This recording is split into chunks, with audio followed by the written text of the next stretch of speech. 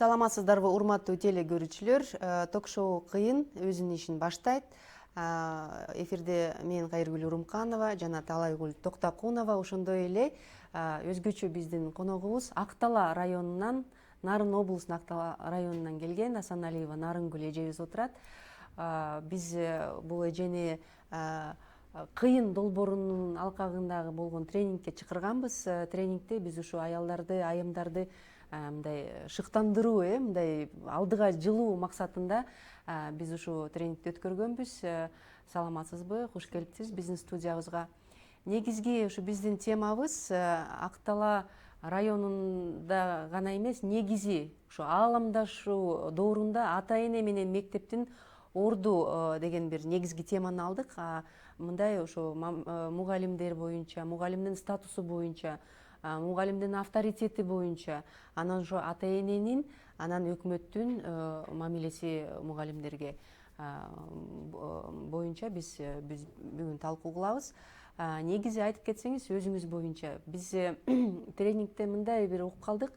Бир айыл бир китеп деген долбоорду сиз автор экенсиз ошол долбоордун. Бирок долбоор башка адамдар менен мындай ишке ашып келет да. Кайдан чыкты ушул долбоор? Кандай жаралган ушул долбоор? Саламатсыздарбы? Мен өзүңүздөр билгендей ошо Актала районунун Календеров Бердал атындагы орто мектебинде 27 жылдан бери мугалим болуп иштеп келем. Бул аралыкта мектепте соцпедагог, мектептин директору болуп дагы иштегем. Анан ошол азыр билесиздер да, мектепте каржылоо маселеси аябай начар болуп, китептер жетишпей калган мезгилдер болгон. Азыр жакшы болуп калбады. Анан ошол кезде биз Агахандын бирге долбоору менен иштешип, ошол жактан китепке алар акча бөлүп беребиз деген да. Бирок ошондо дагы биз өзүбүз эле жөн карап тура бербей деп, мен тиги Гогольдун бала чагында өзүнүн ошол библиотека ачканын балдарга мисал кылып окуп берип, анан келгиле балдар ушундай кылалы деп, мен айылдын гана деңгээлинде уюштурганбыз муну. Мектепте Айданик деген билим борборун ачып, ошол жерге активист окуучуларды чогултуп, айылдан, өздөрүнүн үйлөрүнөн окулбай калган, өздөрү окуп бүтүп, башка бирөөлөр окусун деген китептерди чогултуп, ошол жерге бир 100дөй китеп чогултуп, анан билим борбору дегенди ачканбыз. Анан ошо Агахандын бирге долбоору дагы бизди колдоп, 30 000 сомго жаңы үлгүдөгү сүрөттүү, кызыктуу, балдар үчүн керектүү китептерди сатып келип берген да. Анан биз ошол ишибизди ошол жерде эле токтотуп калбайлы деп, ошол активист балдар менен жанагы үйүндө ден соолугунун мүмкүнчүлүгү чектелип мектепке келе албай калган балдар, ден соолугунун мүмкүнчүлүгү чектелген улгайган адамдарга дагы жумасына бир жолу, эки жолу барып, алар менен кадимкидей расписаниясын түзүп, анан барып окуп берип, ошондой иштерди алып барганбыз да. Анан тилекке каршы бул долбоор ошол айылдын эле, биздин айылдын эле чегинде калып калган. Мен андан кийин директор болуп башка айылга кетип калдым дагы. Ошону менен менин ошол жумушум токтоп калганда, андан кийин биздин кошуна айылдан, ушул Кош Төбө деген айылдан балдар алып чыгышты ошол проектини. Мен буга ал балдарды дагы аябай колдойм. Биздин айылда китепкананын ачылышына келгенде дагы чакырышып эме кылганбыз.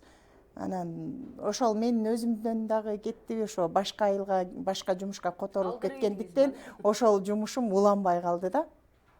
Негизи ушу сиз директор болгом деп атпайсызбы? Билесиз да, мугалимдин орду кандай силер жакта? Айылда мугалимдин орду, айылда азыркыга чейин эле мугалимдерди жакшы сыйлашат. Мугалим келатат, бул эже экен деп, анан биз дагы ошого татыктуу болгонго аракет кылабыз. Биз дагы кокуй эн аталар көрүп калса уят, окуучулар көрүп калса уят деп түз басып, түз сүйлөп, туура сүйлөп, өзүбүздү тойго барсак да, конокко барсак да, кайсыл жерге барсак дагы жакшы алып жүргөнгө аракет кылабыз. Анан ата энелер дагы мугалим эжелер, мугалим агайлар деп сыйлап турушат. Окуучулардын жанагы саламатсызбы эже деп койгон эле бизге чоң бир сыйлык бергенде, мамлекеттик деңгээлде сыйлык бергенде болот да, сүйүнүп кетесиң. Монда окуучулар учурашып кетти мени менен депчи. Мындай көбүнчөсүн жөнөкөй адамдар менен деле жакшысыздарбы деп учурашса керек. Анан биз менен саламатсызбы. Өңгөчө бүтүп кеткен окуучуларын кээде кетип баратып, ошо айылда машина менен кетип баратып токтой калып, эже саламатсызбы, сиз мени окуттуңуз элеңиз, жүрүңүз каяка баратасыз? Мен мектепке бир аз эле метр жер калсам деле ошол жерге чейин отуруңуз эже, түшүрүп коеюн дегенде, бул мамлекеттик сыйлыктан дагы чоң сыйлык деп эсептеп, ошол күнү аябай өзүңдүн маанайың жакшы болуп, балдарга дагы бир нерсе бергиң келип, дагы кызыктуу бир нерселерди уюштургуң келип шыктандырат да бизди. Азыр 21 кылым болуп атат, кылым өзгөрүп атат, жылдар өзгөрүп атат. Чындыгында сиз айтып кеттиңиз, мурдагы биз окуп жүргөн кездерде билесиздер го, бут мугалим деген аябай ыйык эле, мектепке келгенде баягы доскага чыгарып урушуп, указка менен чаап койсо дагы мындай терс көрүнбөчү ал кезде да. Анткени бул мугалимди ушундай кылыш керек, тарбия берет деген ой болчу да. Азыр болсо терс көрүнүштөр көп болуп кетип атат. Башка баягы үн алгыдан деле сыналгыдан көрүп калып атасыздар, баягы келип урушуп, ата энеси дагы урушуп кетип аткан убактар болот. Ошондо сиздин темаңыз дагы ушул баягы цифрализация убагындагы мектепте ата эненин, анан мектептин орду деп атат да. Ушулга кандай көз караштарыңыз бар?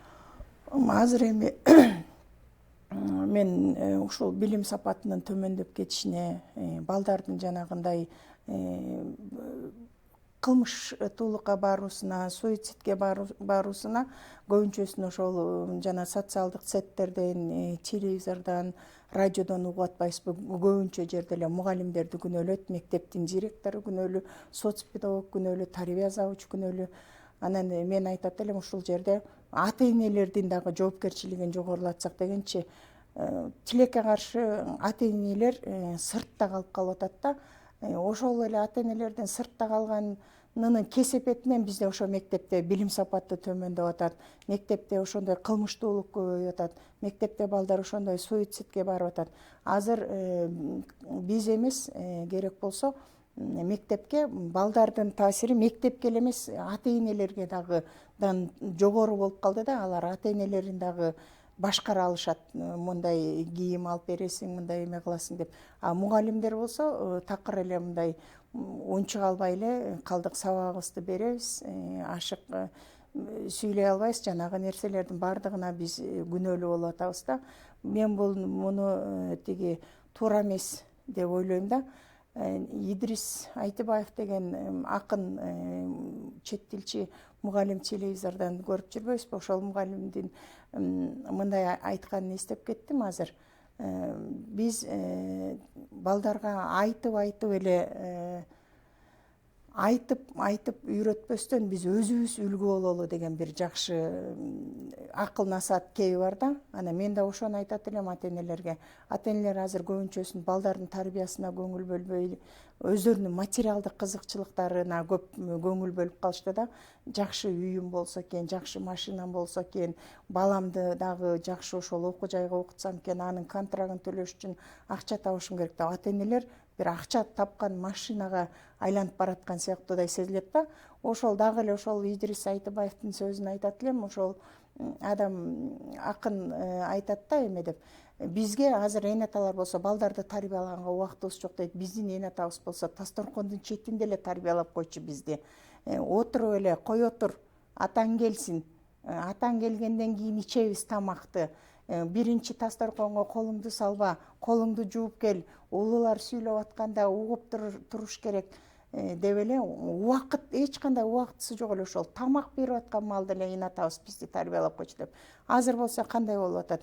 Азыр үйгө дагы келгенде үйдө телефонду карайбыз көбүрөөк, балабызга караганда көбүрөөк башка балдарыбыз менен аңгемелешип, анын эмесине көңүл бургандан көрө телефондо ар кандай соцсеттерде отурабыз дагы. Ушул дагы тиги балдардын билим сапатынын начарлап кетишине, балдардын ден соолугунун начарлап кетишине, жана коомдо жанагындай окуялардын болуп атканына бирден бир себеп болот деп ойлойм. негизи сиз көрдүңүз беле ошол видеону биз 95-мектепте ошо Бишкектеги ата эне мугалимди класстан жулкулдатып сүйрөп бараткан. Ошого кандай сиз карайсыз? Ошону көргөнсүз, анан ошондой реакцияңар кандай болчу? Ошондой реакция мен мугалимди гана колдойм. Ал мугалим сабак өтүп атат ошол жерде. Ата эне күтүп турса болмок. Ал мугалим ошол балдарга ошол 45 минутта, бизге 45 эле минутада ошол теманы балдарга жеткиришибиз керек, түшүндүрүшүбүз керек, иштетип көрүшүбүз керек, кайранын ошо билимди алганын тастыктап, текшерип, сурап алышыбыз керек. Анан мисалы силер деле ушул телевидениеде иштегендер бир жумуш кылып атсаңар, бирөө бир нерсени сураса оюңар бөлүнүп эме болуп кетет. Анан биз ошол жерде 25-30 баланы өзүбүзгө каратып, көңүлүн өзүбүзгө бурдуруп, анан бир нерсени ала турган нерсени берейин деп атсаң, бир баламдын эмеси калып калыптыр, ошону сен берип койбойсуң дегени, бул бизди аябай өкүндүрөт да, өкүндүрөт. Мугалимдерди көп кадыр баркын түшүрүп, ошол жерде ар кандай комментарийлер болду. Кээ бирлер оң айтышты, кээ бирлер тескери айтышты, берип койсо болмок депчи. Бирок ошол жерде турган мугалимге ошол 20 баланы, 25 баланы көңүлүн өзүнө бурдуруу дагы канча убакытты алат? Мен көңүлүн өзүмө бурдуруп 5-10 мүнөттө, анан ошол маалыматты ала турган мезгили болгондо мен маалыматты берейин деп атам. Эшиктин тыкылдатканы ошол 20 бала ага көңүлүн берип, ал мугалим унутуп калган баланын кийимин берип, анан кийин кайра эшикти жаап, анан кайра балдардын көңүлүн өзүнө бурдурган чакты ошол алтындай болгон убактысын канча минутасы кетип атат. Талайгүл, көрдүң беле ушул видеону? Жулкулдатып сүйрөп бараткан. Түшүндүсүн көрдүм. Ошондо бизге таң калыштуу болду. Анткени биз чындыгында баягы Советский Союз кезде окууну бүтүп калбадыкпы. Бул аябай терс көрүнүш. Мугалим бул ыйык. Ооба. Менин да бүгүнкү күнгө чейин мугалим бул ыйык. Сиз айткандай, көчөдөн мугалимди көрсө токтоп, сөзсүз түрдө чуркап барып, агай эже кандайсыздар деп. Ошол мен ошону айтып аткан кезде мага оюма эме келип атат да. Билим берүүдөн башка эмне алек болот айылда азыр? Мурда стадионуңуздар барбы? Мурун баягы пионер вожатый, анан отряд вожатый деп 19 апрелге сөз, 19 май, 19 апрелге сөзсүз түрдө слеттор болчу эле. Азыр эмне деген окуучулар, окутуучулар эмне менен алек кылышат? Азыр ушул аламдаштыруу жылы деп жарыялап, балдарды коргоо, мектептерди интернет менен камсыз кылуу дегенде биздин коллективдин мугалимдери аябай жакшы эмгектерди жазат, окуучулар үчүн жакшы шарттарды түздүк десек болот. Бизди Ак-Талаа району боюнча ушул пилоттук мектептердин катарына кирип, биздин мектепте балдар толук компьютерди пайдалана турган мүмкүнчүлүктөрү бар. Бекер интернетке кошулган 20 компьютер, дагы 4 ноутбук бар. Ошол жерде окуучулар өздөрү каалаган маалында кирип, каалаган маалыматтарын ала алышат.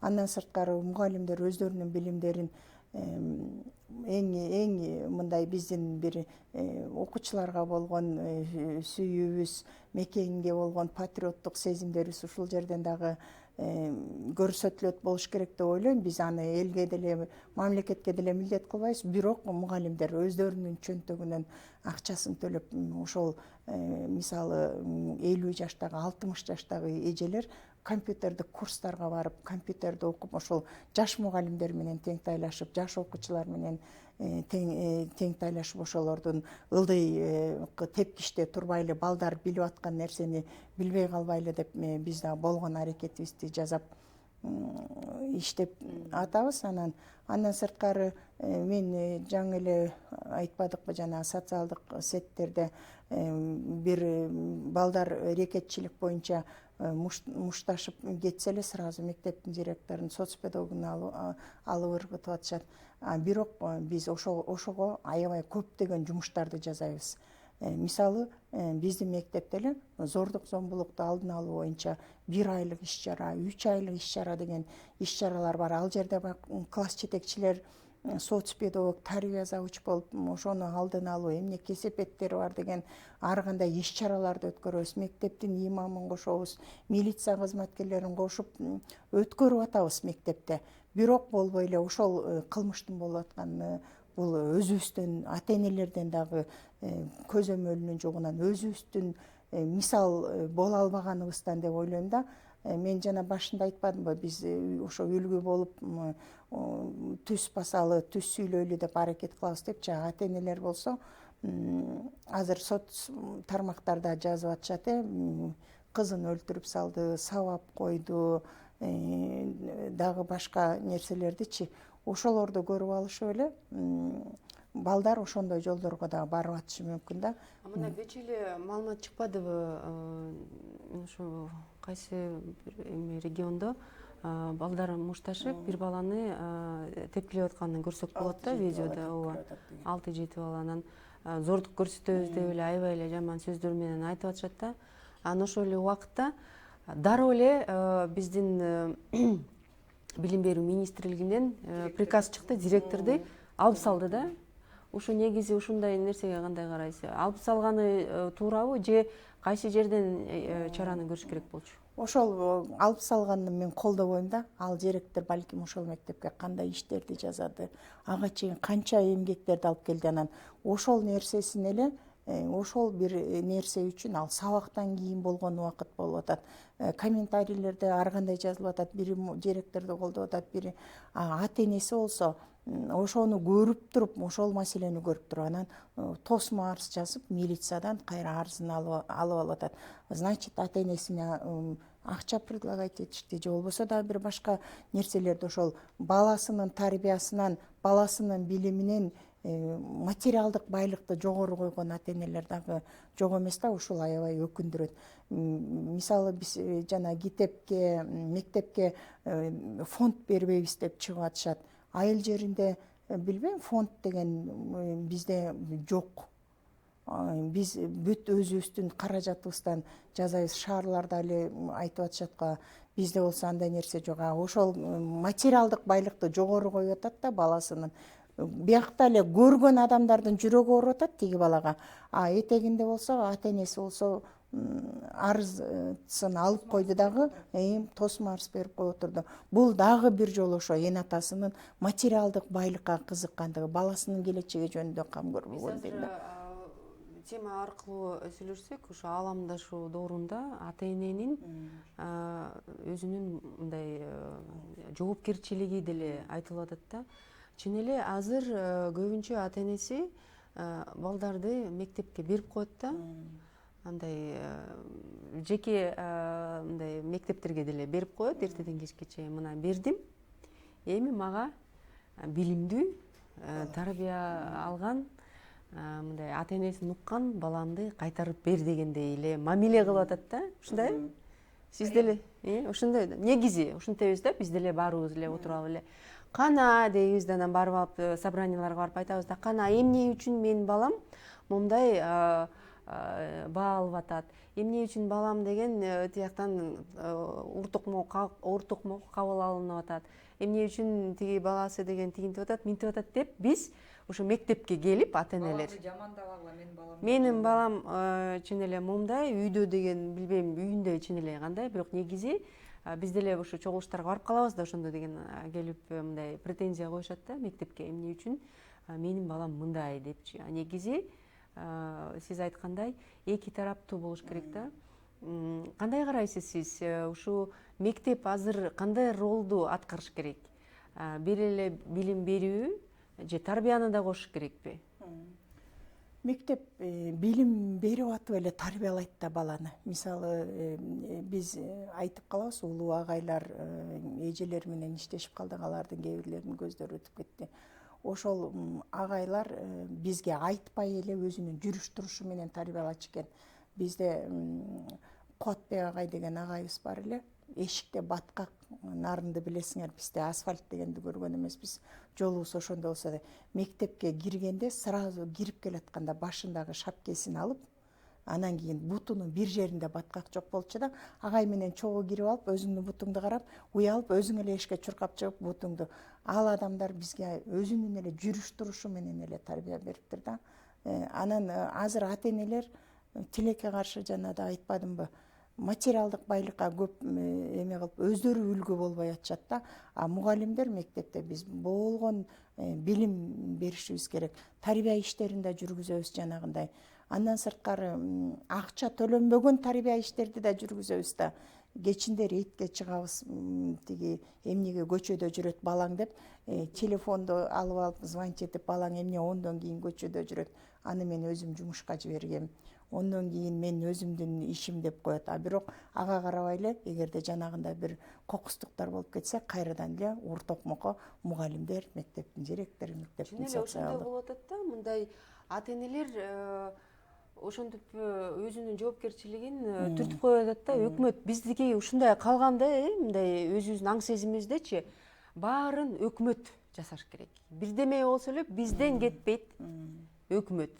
Эгерде деген балаң мындай чын эле жанакындай сиз айтып аткандай кылмышка бара турган болсо, анда мектеп күнөөлүү болуп калат.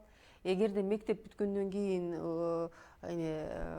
студент болсо деле эч ким күнөөлүү эмес, бала күнөөлүү эмес, сен күнөөлүү эмессиң, анда өкмөт күнөөлүү, коом күнөөлүү деп эле ушинтип калат да. Негизи ушу биз тема алгандан кийин мен деле ойлойм, ата эне да өзүнүн жоопкерчилигин караш керек да. Анткени тарбия силер айтып атпайсызбы, 45 мүнөттүн ичинде силер ошо билим беришиңер керек.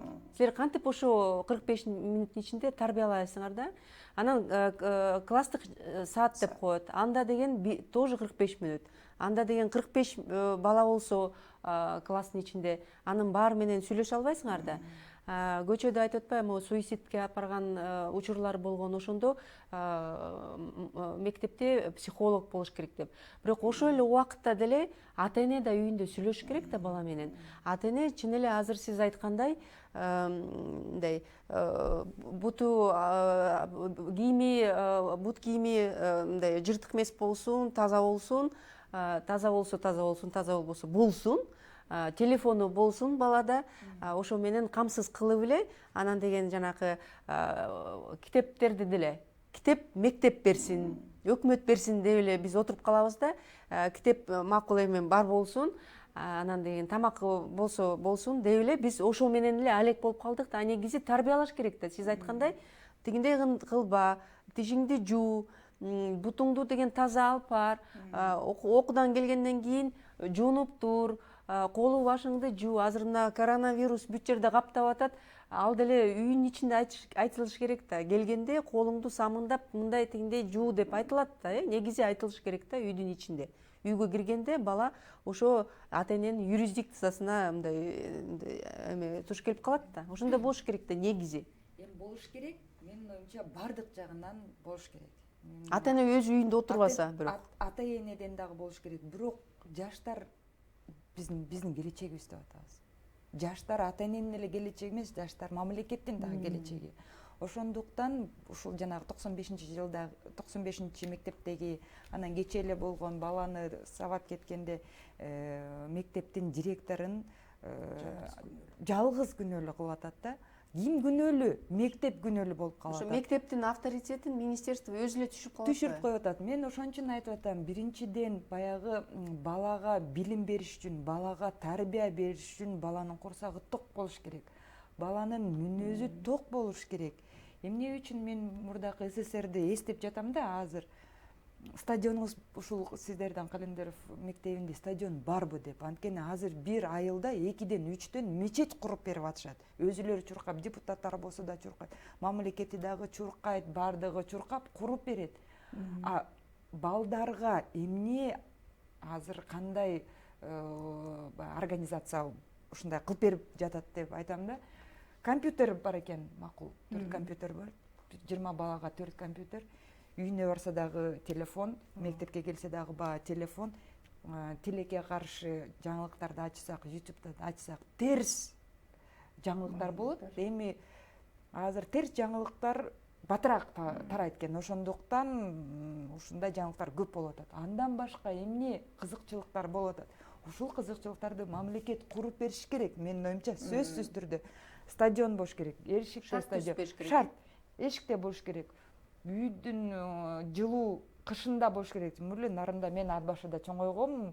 Контейнерлерди окуп атса кайда? Ошондой контейнерлерди окуп атып, анан биз деген ата эне жакшы билим тарбия бериш керек, мугалимдер жакшы билим бериш керек деп атат. А мамлекеттин ролу каякта?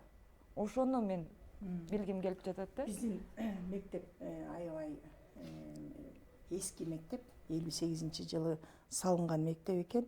Бирок биз ошол мектепти азыркы күнгө чейин өзүбүз ремонттоп, тиги бүлүнгөн жерлерин жыртыгын бүтөп ремонттон өткөрүп турабыз да. Көп эле жылдар бою айтып келатабыз, ушу бизге жаңы мектеп керек деп. Мектебибиз аябай тар, биз 2 корпуста окуйбуз, 2 сменде окуйбуз. Анан кийин кабинеттерибиз дагы азыркы талапка жооп бербейт. Балдар көбөйүп, ар кандай жанагындай интерактивдүү методдорду колдонуп өткөнгө дагы мүмкүнчүлүк азыраак да ушул мектептерде. Анан биздин мектебибизде болсо спорт зал дегенди көргөн эмеспиз. Жок, биздин балдар башка коңшу айылдардын спорт залына барып келип, ушундай спорт зал бар экен дегенде жана музейге эмеге баргандай барып көрүп келишет да. Ошол шарт мамлекет тарабынан дагы физкультура деген сабакты жайында эшикке өтөбүз, жазында баткакка карабай эле эшикке өтөбүз. Ал эми кышындасы болсо мугалимдер ошо шахмат, шашки ойногонго аракет кылышат. Класста отуруп алышып, класста отуруп алып ошол оюндарды ойнойбуз. Андан сырткары бизди дагы бир өкүндүргөнү, биздин балдар үчүн жанагындай айылда бийге кызыккан балдарыбыз бар. Өздөрү эле телефондон жанагы бийди үйрөнүп алып, райондук, областтык турларга чейин бийлеп, ырдап, биринчи орундарды багындырып келген балдарыбыз бар. Өздөрү эле ошол аккордеонду телефондон, гитара ойногон балдар бар. Былтыркы окуу жылында биздин 11 классыбыздын окуучусу, быйыл 11 класс, Аманбек уулу Расул деген, мен кыргызстандык болгондугума сыймыктанам аттуу конкурста республикалык деңгээлге чейин келди. Ал аккордеон өзү телефондон үйрөнүп алып, жанагы биздин балдарыбызга ошондой шарт жок. Мисалы, мектепте музыка мугалими бар, кружок мугалими, музыка кружогунун мугалими бар. Бирок ал ошол кружокто өтөйүн десе кабинет жок бизде. Биз анткени эртең менен дагы мектепте полный окуйбуз, түштөн кийин да бош кабинет жок. Анан ал мугалим байкуш үйүнө чакырып алып үйрөткөнгө аргысыз, үйүнөн үйрөтөт да. Биз шарт түзбөйбүз. Мамлекет шарт түзүп бербейт. Анан балдар эмне кылат? Тарбияны эле алгам да. Жок, ошо тарбия шарт албетте түзүлүш керек. Мамлекет шарт түзүп, ошо мектептерди куруп бериш керек. Анан ошо өкүнүчтүү, силердин мектепте мындай спорт зал жок экен.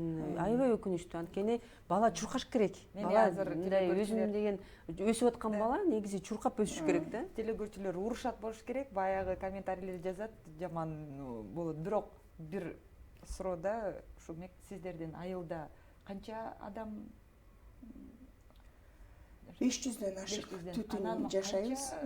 Окуучу мечит биздин айылда бирөө проект менен салынган, бирөө өзүбүз салып алган 2 мечитибиз бар. 500 адамга 2 мечит бар. Бир канча бала окуучу окуйт? Мектепте 600гө чукул, 500 бала окуйт. Бир спорт зал жок. Проект азыр эми проекттер жакшы болуп калбады.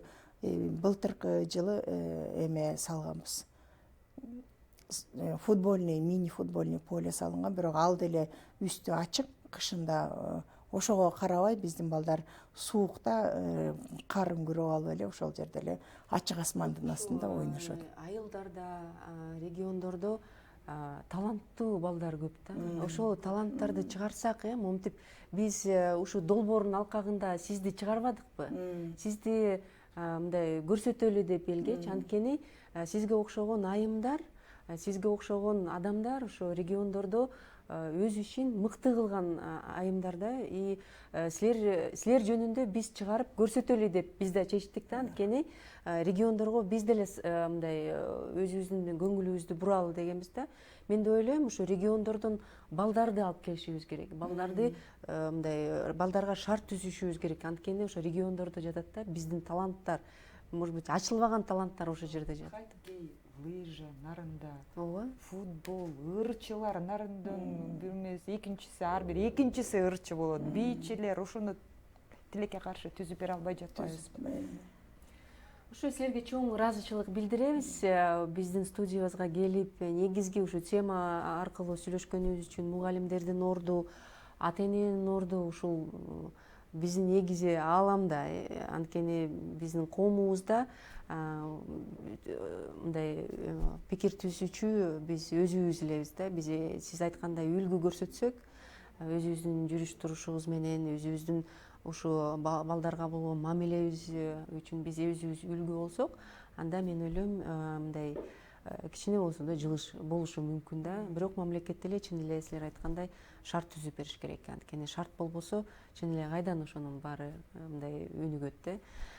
Силерге чоң ыраазычылык билдиребиз. Келип бергениңиз үчүн чоң ыраазыбыз, аябай. Сизге да чоң рахмат, Талайгүл. Урматтуу теле көрүүчүлөр, биздин конокто ушу Ак Тала районунан келип берген биздин Нарынгүл эжебиз болду. Нарынгүл Асаналиева орто мектептин директору да болуп иштеген, азыр мугалим. Анан негизи ушу биздин күчтүү айымдардын бири десек болот. Биз кыйын ток-шоу программасында ушу мугалимдер боюнча, мугалимдердин салымы боюнча, ата энелердин негизи мугалимдерге болгон мамилеси боюнча сүйлөштүк. Силерге ушу биздин тема кызыктуу болсо, биздин видеонун астында өзүңөрдүн комментарийиңерди жазгыла. Бирок жаман комментарий, тез комментарийлер болсо жазбагыла. Анткени маанай үчүн эмес, негизи ушу тарбия үчүн деп коеюн. Тарбия үчүн биз да өзүбүздү тарбиялашыбыз керек. Ушу маданиятыбызды өзүбүз жогорулатышыбыз керек да. Баарыңарга чоң рахмат. Саламатта болуңуздар.